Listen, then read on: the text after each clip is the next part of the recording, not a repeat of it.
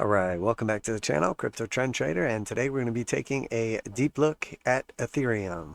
A little bit of technical analysis on our daily, weekly, and monthly time frames. And like always for this chart, we have it in log scale, and it is set to auto. But obviously you can't see that because we got the machine blocking it. So this is our Ethereum daily chart, and it's important to see in order to determine where we're going that we see where we came from. But before we do that, I'd like to remind you this is not financial advice. I'm not your financial advisor. These markets are extremely volatile, so please do your own research and trade responsibly.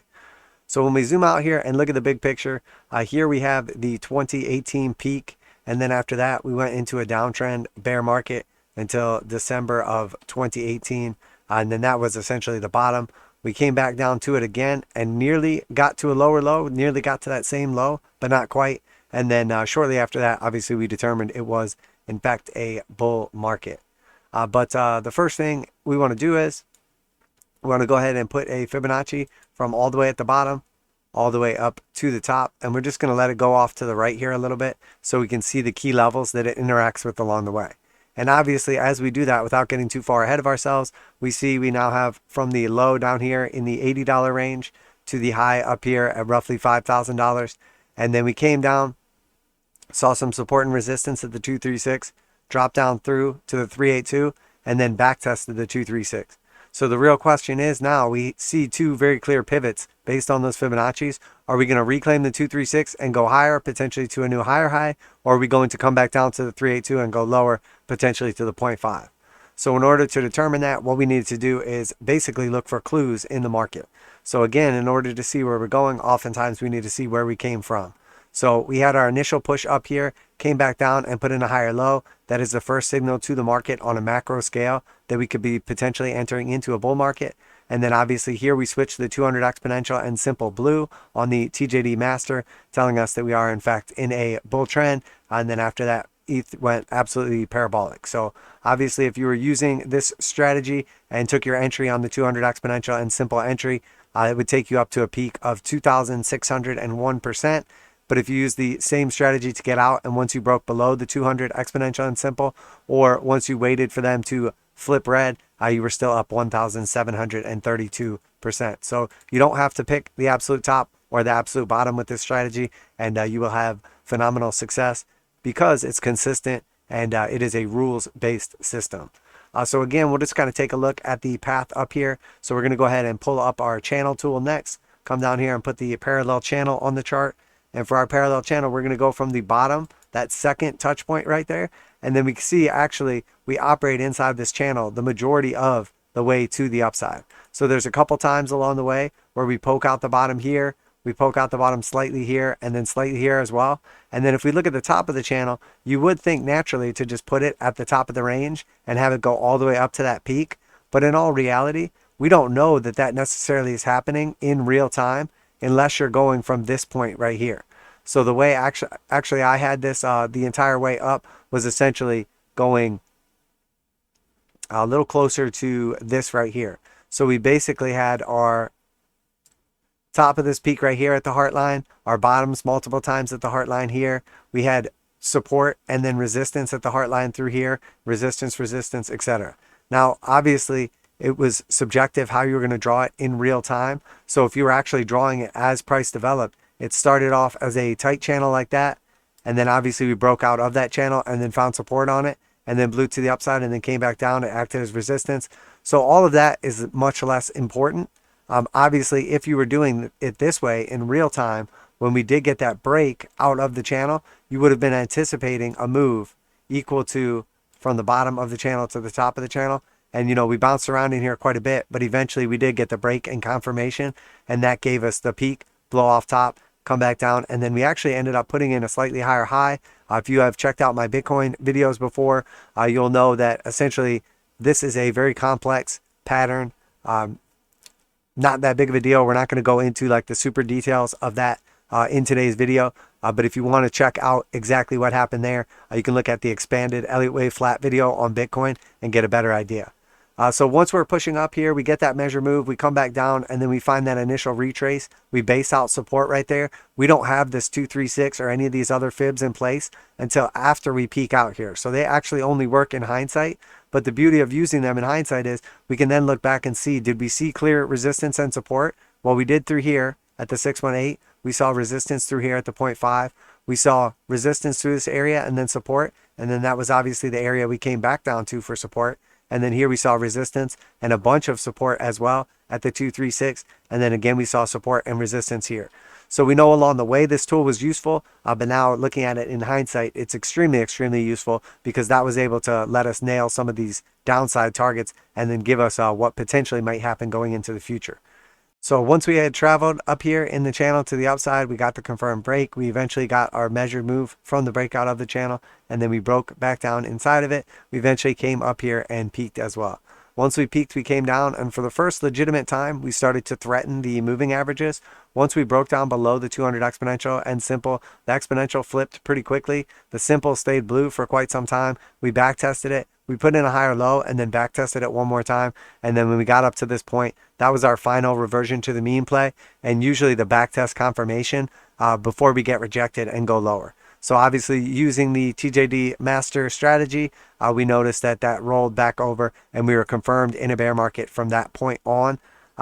Here initially it flips into a bear market, but we expect at least one back test after that. And then using obviously the higher lows and some divergence, etc., we were able to identify this reversion to the mean.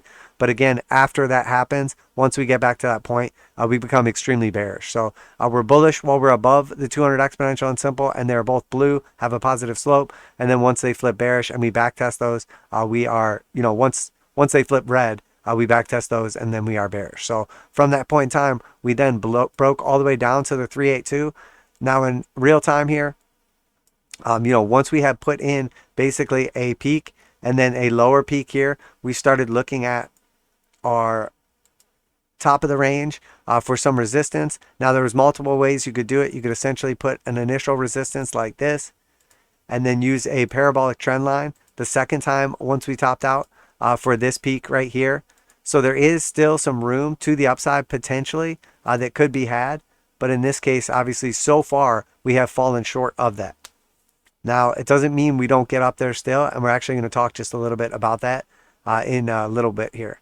So from the bottoms here as well, once we have put in that low right there, and then once we put in essentially this triple bottom on the 382, now we can start using the bottom of that as well.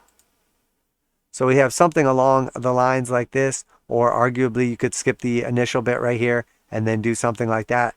It doesn't really matter that much at this time. We're just going to use the closes or the meat of the pattern, whatever basically looks the best. So here we have now a support at the bottom of this descending broadening wedge, and then we have as well a resistance at the top of the descending broadening wedge, and then we have a little bit of potential as well. Now if we look at the shorter time frames, I actually like how this looks slightly better, just a little more like this. We have a lot more touch points and a lot more validations, even though we do have two areas where we kind of do break out of the bottom. So that's how I'm going to leave it here, and we'll see, on the longer time frames how that looks as well. If you're ever unsure how you should be drawing something, you can switch to a longer time frame, and oftentimes it will present itself a little more clearly. So next we are going to just take another one of those trend lines, and we're just going to kind of put in a heart line here or get a rough idea of where a heart line might be. And if we just kind of look at that, we can see there's like three very clear resistances right through here. And then if we just kind of extrapolate that out, we can see resistance here again, and then support, and now it's acting as resistance once more. So we have a pretty clear heart line through our descending broadening wedge. We have pretty clear resistance at the top and some support at the bottom. We had a couple times where we broke out of the support and it looked like we were going to roll over. And then afterwards, we actually back tested, found support back inside the pattern, and then ran almost to the top of to the top the first time, and then almost to the top the second time. So the real question is now, essentially, when we look at these shorter time frames, what is actually happening? So we have clearly our macro situation with the fib, and we're trying to figure out, okay, we got rejected off the 236 after bouncing the 382. Are we going to come back down to the 382 for a double bottom potentially, or go lower? Or are we going to reclaim this area and go higher? So that is the real question now that's going to help us look into the future and see what potentially is happening or could be happening on Ethereum. So the next important thing to do is essentially look at the actual legs down and the retracement and see what we have. So we have a clear swing high right here, the macro high, and then we have a pretty clear swing here as well, and then we ended up having a swing. So again, in real time, as we were doing technical analysis, once we have the top right here, once we start to push back to the upside, we're going to take our fib tool and put it in place, and we see the initial break. As soon as we get to the 236, we can validate that this has at least bottomed temporarily. So it might not be the macro bottom. Obviously, in hindsight, we know it was not. But we know at least once we hit the 236, we can start legitimately fibbing, at which point in time we hit the 0.5 perfectly. We came back down and tested the 236. We back tested the 382, back tested the 236, and then we finally bursted through the 0.5 up to the 618, and that was our rejection off of the moving averages. So this time we retested to the 618. So now again, we're just going to do the same thing for our next leg down here. So let's just move over here. And again, we had a very clear swing here. That was our 0.618 retracement of the initial leg down. So we had a bearish leg down, we had a bullish retracement, and then we had another bearish leg down. So if we do the same thing again, and we just take our fib tool from the top of that swing right there, all the way to our recent cycle lows, and we're just going to push this over a little bit, we'll see now we pushed up here, and we got through the 0.5, almost to the 618, but we didn't quite get there. So when people are looking at this, they're thinking there's still some room to run to the upside, because we should do the same thing again. And also that 618 lines up almost perfectly with our 200 exponential and simple. So we got very close to them, and then the jump front ran that. So now people are thinking there's still a leg up right here, but obviously we have only gone down since then. So now we need to look at the situation. Is it possible that this has already finished and we're going lower? Is it possible that we're just resetting to go higher? What would validate that? What would invalidate that? And potentially what's going on here. So we have all these tools in place. But again, along the way here, we started to form another channel in real time. And that was our channel. Basically, we had our triple bottom right here, and we had a sideways channel. And, we had been buying support here at the bottom, and then selling resistance, and then finally we broke through that resistance, but this time we didn't sell. And the reason is because the 8 and 21 crossed bullishly to the upside as we approached resistance, and our momentum oscillators started looking good. So everything was telling us, hey, this might be the big breakout, which obviously played out beautifully, and we were able to capture a massive move to the upside, take profits, and then move into some of the other cryptos as well, and take advantage of some of the ones that I've been lagging behind. And it's no secret, obviously, that Ethereum led out of this little correction pattern into our most recent rally. And it literally wasn't until, hours, and in many cases days later, before other cryptos broke out as well. And Ethereum performed by far better than almost any other cryptos in the market.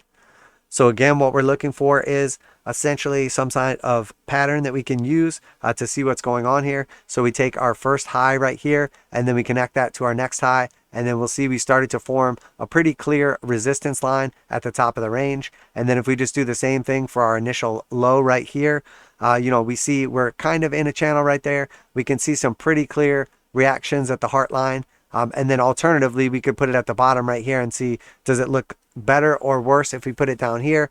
I would argue somewhere around here is the place to be. Again, if you're ever unsure on these, you can just flip over to a longer time frame and see how it lines up. I'm not going to switch back between them, but I promise you this is the way it lines up the best, at least in my opinion. We have a bunch of tests of the heart line. We have clear resistance at the top of the range, and then we have clear support at the bottom of the range. And then once we break through that support is when we see that capitulation take place. Now, if we tighten this up just slightly and you look at it like this, it's actually the breakdown has already occurred, and then this is the back test. So again, depending on how you like it, you can change it however you want. This is how I had mine, but I think once we got the breakdown from the heart line in the 236, it led us to the bottom of the channel. We traded sideways, we back tested, couldn't get back in, so essentially the support acted as resistance, and then we broke down lower from there. So the measured move breakdown is what we were looking at once again in advance. And if we just look at what that would tell us, it tells us once we break down out of the range, we back test, but then eventually we would expect to hit our measure move to the downside, which is just from the top of the channel to the bottom of the channel. And that would essentially be a back test of our 236. And that 236 is just from the bottom, from the recent swing here down to the bottom. So now that we have that in place and we can see some of the targets and potential areas, we know that was the top of the channel. That's also the measure move to the bottom, and it's also the 236 from the most recent swing high to the swing low as well. So we have quite a bit here on the chart already, but we're going to go ahead and keep adding on to it. I'm going to extend out this macro fib just a little bit to kind of get it out of the way. And then we have this initial fib now here that we're paying attention to. I'm going to get rid of this other one right here. We know initially we made it to the 618, but we didn't quite get there this time. So what I want to do also is take a fib from the top right here to the bottom right here as well. I know a lot of other people will be looking at that. And then we'll just look for levels of confluence. So that works out very nicely because the 618 right here lines up with the 0.5. So that is the 0.5 from the all-time high to the recent low, lines up almost perfectly with the swing high to the recent lows, 618. So there's lots of confluence along that level. That's also exactly where the 200 exponential and simple are. So that would tell you that, you know, the market wants to get to that level. So it is possible we just front ran that level slightly and fell short. But there's also still a strong argument that there's, you know, still some room to run. And then obviously we have the top of the channel slightly higher and then the 618, but anything else would be invalidated because it would be out of the range. So then if we start looking at those same levels and looking for some confluence, we see, okay, obviously the initial 236 worked, which was from the swing. We don't see a lot of confluence around the 236 from the all-time high. And then again, we see clear confluence on the 382 here. We see a little bit of confluence at the 382 from the all-time high. And then we know, obviously, the all-time high 0.5 and the 618. But we see clear touches on the 0.5 of just the swing.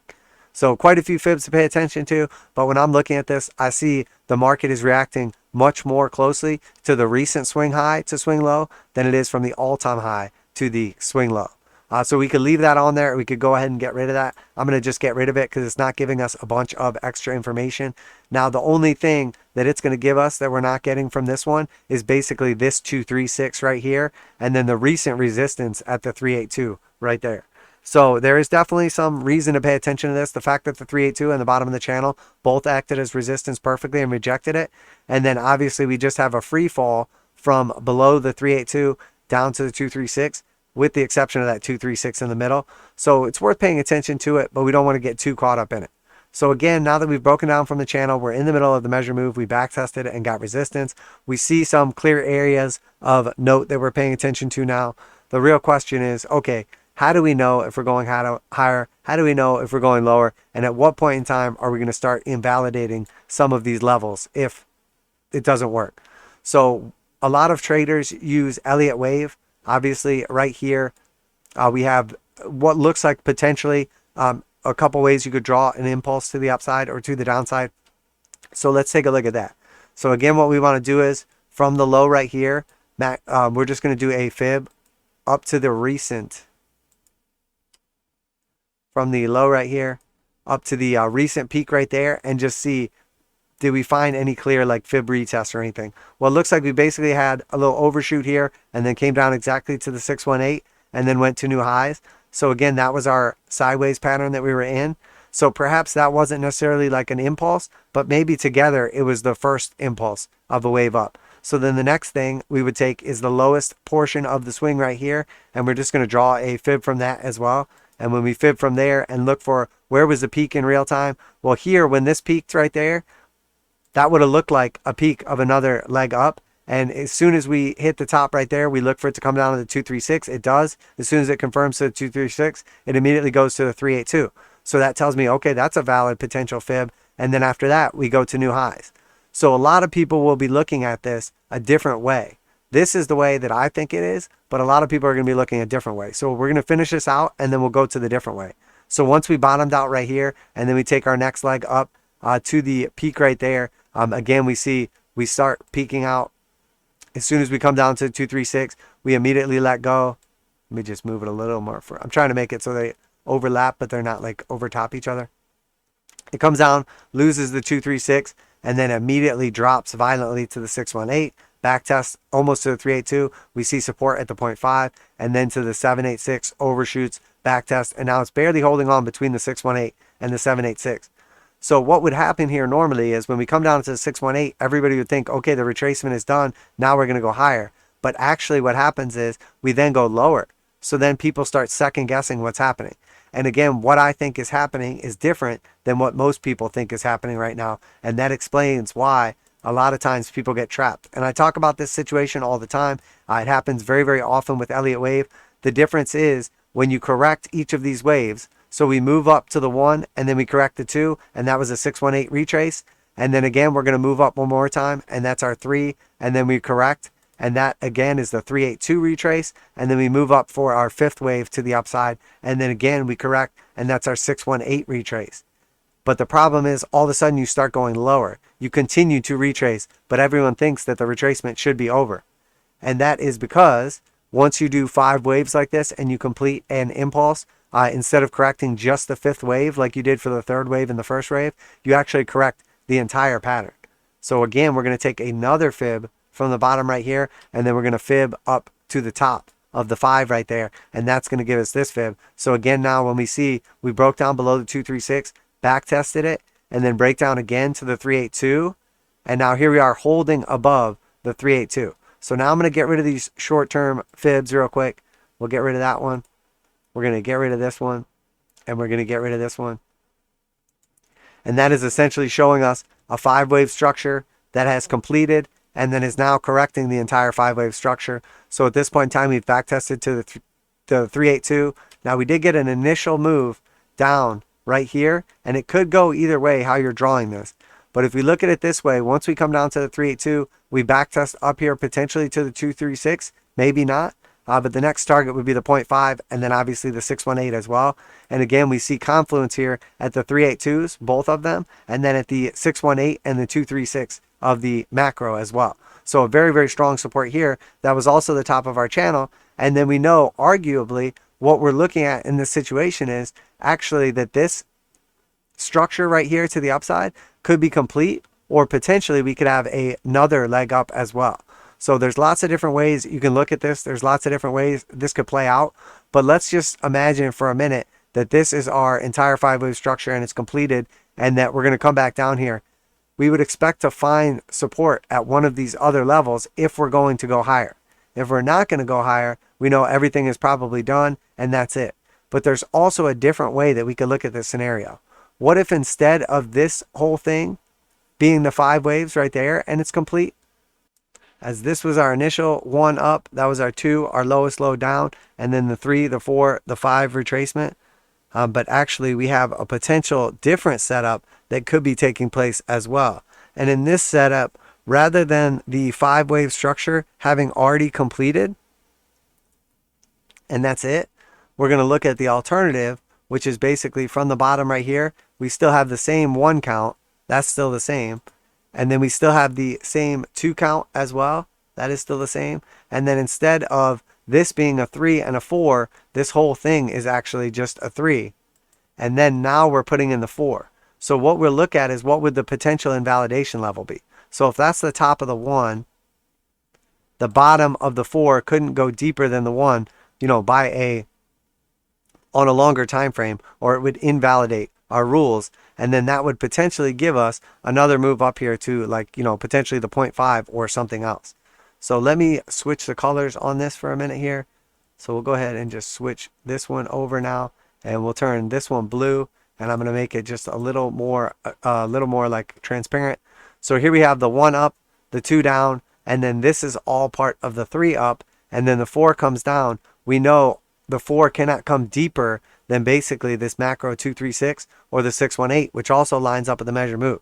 So we'll know if we're right, there's going to be more potential to the upside, because if we break through this 12,000 level roughly right here, we invalidate the potential of another wave up. As opposed to with the other one, we've already completed, so no retracement is really going to invalidate anything. So this is the most important level to watch. This is the key area we want to pay attention to, because we know if we come down any lower than this, we're going deep into the 1, and then at that point in time, we're unlikely, or realistically based on Elliott wave, 5-wave structure, we're unable to continue the impulse to the upside or get another impulse to the upside. Now, the potential targets, again, zooming back out and talking about the whole thing, obviously we had bounced off that macro 382 as support, and we had back tested the macro 236 as resistance. So if we put in a macro higher high right here, there's potential that we could come up to the 618 and hit that target, which we fell short on, which is also the 200 exponential and simple. Or maybe we go higher to the 786 up here from the top to the bottom. That's definitely a possibility as well. We've just extend this out a little. Now we'd be running into the top of the channel, so there would definitely be some resistance at that area, but it's not impossible that that's the 1, the 2, the 3, the 4, and then the 5, and then that's it. Or possibly an underperforming 5, but gets us just high enough to tag the 200 exponential and simple. So there's definitely some potential here. Now, if we bottom right here, does that change anything? I don't think so. Let's just say that was the bottom right there, and then we're just going to get another leg up. That still looks fine. It doesn't break any rules. That could be normal. We could even get the push up here to the 786 or the top of the channel. That would all still be completely valid, completely normal. What if we did have a scenario like that and we already put in the top to bottom? We could fib from here and then look and see. Well, we already tagged the 236. We fell slightly short of the 382. So we know the next target to the upside would be that previous peak right here. And if we get above that, we likely do see continuation, at least to the 618, possibly to new all-time highs. And the 1.618 fib extension would put us right there. So we'll leave that in place as a potential target to the upside still. So if we're bullish or the markets are bullish, we could easily see a push up here to that area. Arguably, it could go even slightly higher up to that 786. And then obviously we know if we come down any lower, that would be our potential support area. And if we break below that, we're invalidated as well. So now we have a clear target to the upside if we're bullish. We have a clear target to the downside if we are, still bullish, but bear short term, like a little more further downside. And then we have a clear invalidation level here. And then obviously if we get above the 786, we would have a clear invalidation of this previous peak and likely be headed back up to retest that peak and the all-time highs. And that would obviously be a breakout above our 200 exponential and simple, above the top of the channel. And that would start being us, becoming very, very bullish on the markets. So we have a bunch of clear levels we can pay attention to. We have a bunch of, targets to the upside, to the downside, and then we can go from there. So let's just assume now that, obviously we assume that they're still bullish here and there's still potentially upside. Let's assume the opposite. What if that was it and there's potentially downside? Well, let's just say we already peaked out here and our first fib was correct. So let me go ahead and just change this one now to almost transparent because we're not paying attention to this one right now. And then I'm going to make the other one bright again because that's the one we're going to be paying attention to. So if this 5 waves has already peaked right here, then we know likely we're going into some form of correction. So we'll just pull up our Elliott wave correction tool right here. So the argument would be that this was the 1 or the A down, that was the B, and then this is the C, and then we already bottomed. So now we're going to go to the upside. That's definitely a possibility. The other argument would be that we're still in the process of a correction. And if we go from the top right here and say that was actually the bottom of the A, and now we're going to come up here on the B, we know a bounce back to roughly the 0.5 or somewhere around there would take us back to around this level. So let's say we do get a little more further upside before we go lower. Where would it then take us to the downside? Well, likely we could just take our distance of the A, extrapolate that from the potential top of the B, and then that would give us a test of the 236. So quite a bit of confluence, assuming we go higher. Now we might not go higher. Maybe that was the end of the correction and we just go lower from there. But we do see quite a bit of confluence telling us, hey, there's definitely a possibility that's actually what we should be looking out for. So we know, again, that's going to line us up with our 618 down here almost perfectly. It's going to line us up at that green box area, the back test at the top of the 1 that we were paying attention to. So that seems like that's definitely a possibility. So I think that's basically the breakdown at what I'm looking at right now. So are we going to go higher? Are we going to go lower? Obviously, we don't know. Momentum is to the downside. But putting all of that aside, what I want to do real quick is just turn everything off and go to our longer time frames. Because here when we're on the daily, it looks like there could potentially be upside potential. Now, obviously, likely we just saw the big run up because of fundamental reasons, but also, being oversold, technicals, etc., all that good stuff. But when we look at the big picture right here on our weekly chart, we came all the way down to the 200 simple, finally bursted above it and retested the 200 exponential, finally bursted above that and retested the 8, where we got rejected. We then lost the 21, we lost the 200 exponential, and then we back tested the 200 exponential on the 8. So to me on this chart, it looks like we're coming down here to the 200 simple, which again is 1263. So if we draw our targets back on here again, that's basically our exact target that we just talked about. So it looks like on the weekly, we want to come back down to that. And then when we start looking at this, it starts looking like a potential head and shoulders pattern, which means, hey, maybe we actually could break down lower than that, potentially to new lows or at least to retest the lows. So again, let's see. We have some confluence here. We have some potential targets. Let's go out to our monthly and see what the monthly is telling us. Can we get an even bigger picture? So here on the monthly, we have all the way from our bottom right there, all the way to our top right there. And then we can see actually, you know what I'm going to do is just delete everything real quick here. And then we're just going to do that fib by itself all the way from the lows there. So we'll get rid of all the noise and we'll just look and see, what does this look like? Well, we had a massive move to the upside. We broke down, found some temporary support at the 236. When we lost the 236, we broke down straight to the 382.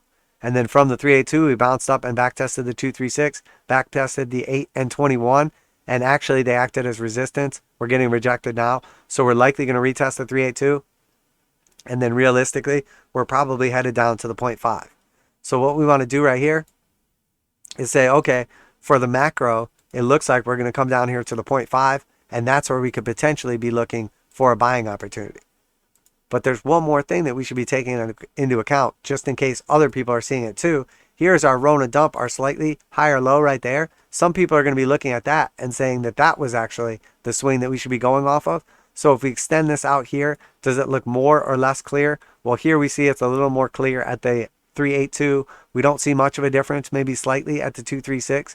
And then the actual target to the downside is not much different either. So while it could be off by a tiny bit using one or the other, it's not enough that it should affect what's happening. So as long as you're using one of those two, either the macro low or the Rona low up to the top right here, that should be plenty enough to get the big picture.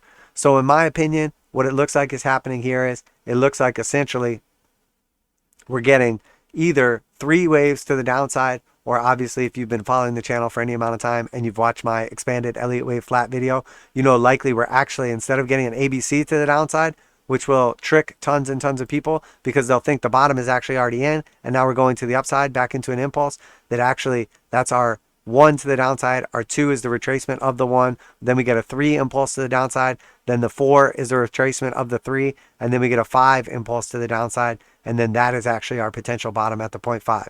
Now it's possible we could come down to the 1.618. It's possible the 0.5 will be enough.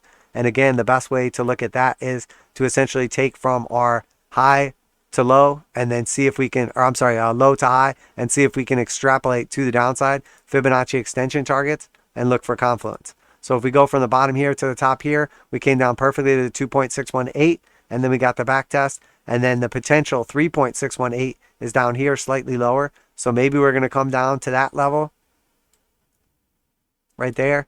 And that's a little bit of confluence, something to look out for, which would potentially be an overshoot of our initial target, but wouldn't throw off things drastically. And then let's just get rid of that one.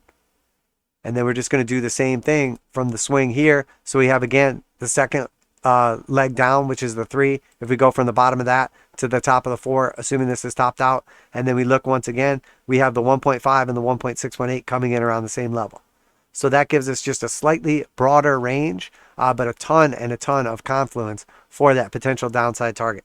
So now we know there's a ton of confluence between $636 and $525, and that seems like a very, very likely target for this potential wave to be finished at, and then after that, complete to the upside. Now we're going to talk about one more final macro argument. Let's just say, for instance, that this was how it should be plotted. And then let's just say, for instance, that actually this is a 1, that's our 2, this is our 3. We're getting ready to put in the 4 right now, after which we may just go extremely, extremely higher, like new all-time highs. And where could that potentially take us to? And you may notice, wow, this guy's pretty flip-floppy. He's talking about new lows, he's talking about new highs. You know, which one is it? And that's the beauty of markets is you don't always have to decide what's going to happen. You can plot out what could potentially happen and then let the market show you.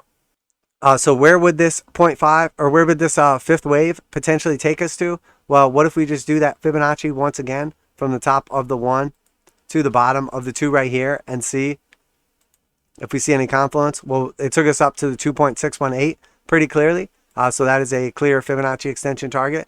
So what if we just do the same thing once again from the top of our 3 to the bottom of the 4? Now this is all hinging on us getting down to that target, which may not happen. So the further we extrapolate out in the future, the harder it is to do. But typically what we would expect to happen is the initial 1.236 target would be $8,000 on Ethereum, or the macro 1.618 potential target would be up here at roughly $17,650 Ethereum. Now, obviously, if we came in slightly deeper on the retrace and we hit the bottom of the range for our blue box here, the 1.618 would be a little higher, and that would be right at 20,000. So it would give us a $20,000 Ethereum, potentially. So now we have some very, very bullish targets. We have some fairly bearish targets as well, and a pretty big range to trade. So if we do get down here as low as $530, obviously that would be a big deal from $1,500, because that would be a 66% drop. But the truth is, if you're looking at this from a macro perspective, the difference between the upside target and the downside target, we can just take our risk reward tool and just say right now, if you told me, hey, here's $1 million, you can lock it away in Ethereum right now, but you have to bet on the price into the future. And you have to basically just put it away right now and just bet on what's going to happen into the future. So essentially, if we were looking at this as a risk reward ratio on whether that would be a good bet on Ethereum or not, and our only two choices were to just keep it as cash or to put it in Ethereum. That was our only two options, all or none. So we could look at this as a risk reward scenario. If we go lower than our target to the downside, obviously we were wrong and it's going to go much lower. That's that 66% downside. And then if we go to the upside to the 1.618 target, like we're hoping, anticipating, the potential bullish target, that is a 1,186% to the upside. So if we look at the risk reward ratio, you risk 66% of your money, which obviously is a lot, or your reward is 1,186% of your money from right where we're at now. So if you took this trade setup, you would have an 18-to-1 risk reward setup. So you would bet $1. If you're wrong, you lose the $1. But if you're right, you win $18. So in this case, you would bet $1. And if you were wrong, you lose 66% of your dollar. So you'd lose 66 cents. But if you were right, you would get, essentially $18. Now, the other way to look at this, obviously we can look at the same trade setup, but let's just say that actually we're really good at TA and we're going to be correct on this. Now, we don't know for sure if that's going to happen. We don't know for sure if we're going to be correct, obviously, ever. Anything can always happen in the markets. But let's just say we do get down to our blue box area right here. What would be the difference in the gains? Versus if we just said, effort right now, we're just going to buy in, and then we're still going to have this exact same target. And this is what trading is all about and why it's so important.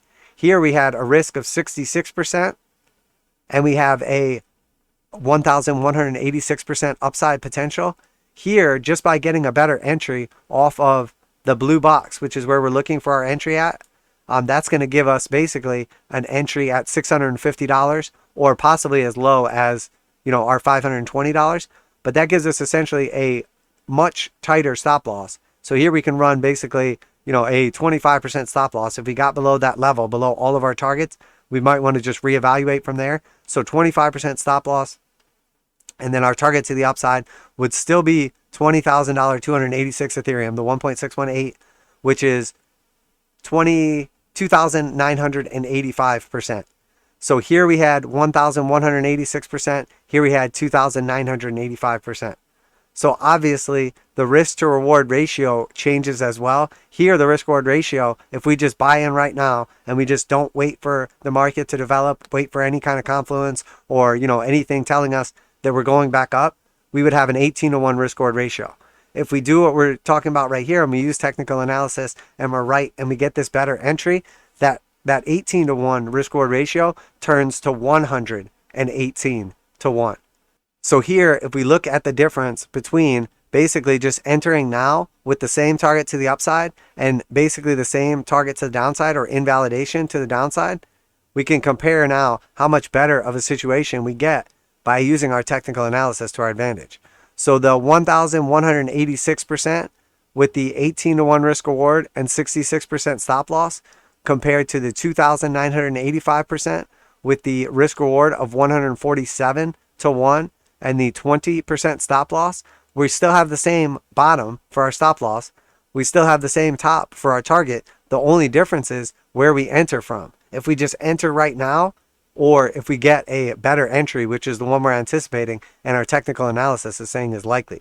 So here, if we risk that $1, we lose 66 cents if we're wrong. But we gain 1,186%. So the $1 becomes $12. And here it becomes 33 cents if we're wrong. And then here, if we risk that same dollar and we're wrong, we lose 20 cents. So it becomes 80 cents. But that $1 turns into 2,985% upside, which is essentially, $30. So here we risk $1 and we get 12 if we're right. Here we risk $1, we get 30 if we're right. So we essentially have doubled our net profits with the same target just by getting a better entry. And then obviously, either way, we have a phenomenal risk reward ratio. So is there an argument that we should be entering now with potential, entry somewhere in between these two targets? And then obviously this is the best entry we could possibly get? Well, maybe, but there's always a chance that actually we go even lower, which would be our next macro fib. So we'll just still leave that target to the upside. And then we're just going to come over here and say, what if we got our entry at the 618 right here? What if we put a stop loss from that? And then obviously we wouldn't want to take out the top of this initial one, or it would potentially invalidate the 4, because we know that one of the rules is the 4 on a longer time frame can't come deeper than the top of the 1. So we know if we go any lower than that, on a longer time frame, it would invalidate the trade setup. So that would give us basically a stop loss for our third entry point, which would be the entry off the 618, which would be at $400. So I'm just going to put this back for a minute, and then we'll finish talking about what this tells us potentially. So now if we look at the same thing, and we still have the same target to the upside, we still have the, we have a lower stop loss now, but we have a lower entry now as well. And then this would just be the deeper retrace and a potential third trade setup. What could we expect potentially to get off this one? Well, let's just take a look right here. Hang on one second. I just want to make it a little more visually appealing. So that would be our third entry off of the 618. And here we would have a 30% stop loss. We would have a 4,773% upside. And we would have a risk reward ratio of 156 to 1. So if we risk that same dollar right here from $400, we would lose 30% if we're wrong. So we would lose 30 cents. And then if we're right, that dollar would turn into $48 basically. So if we look at it one more time, here we get potentially $12. Here we get potentially $30. Here we get potentially $48. So the entry really does matter. So for all the people that just buy and hold, that's fine if that's your strategy. But you can see how much exponentially we benefit from doing technical analysis.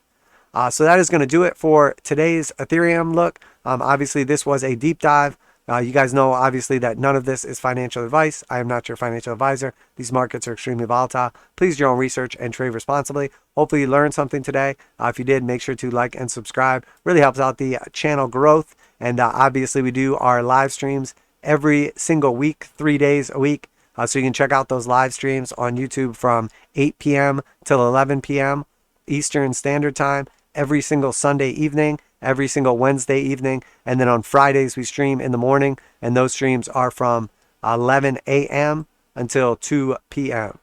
So make sure you check those out, guys. We do take asset requests as well, and if you're interested in learning further, there are tons and tons of informational videos, and there's also a one-time paid private group if you'd like to show your support and join the group. You do get access to the TJD Master custom indicator here, and then some of my other ones as well, the Jewel Thief. And if you're not interested in joining the group, but you do want some more free resources, you can get access to a bunch of my other indicators absolutely free. The names of those are down in the description. Just check them out on TradingView. That's it for today. Crypto Trend Trader with our Ethereum deep dive. And of course, as always, remember this is not financial advice. I'm not your financial advisor. These markets are extremely volatile, so please do your own research and trade responsibly.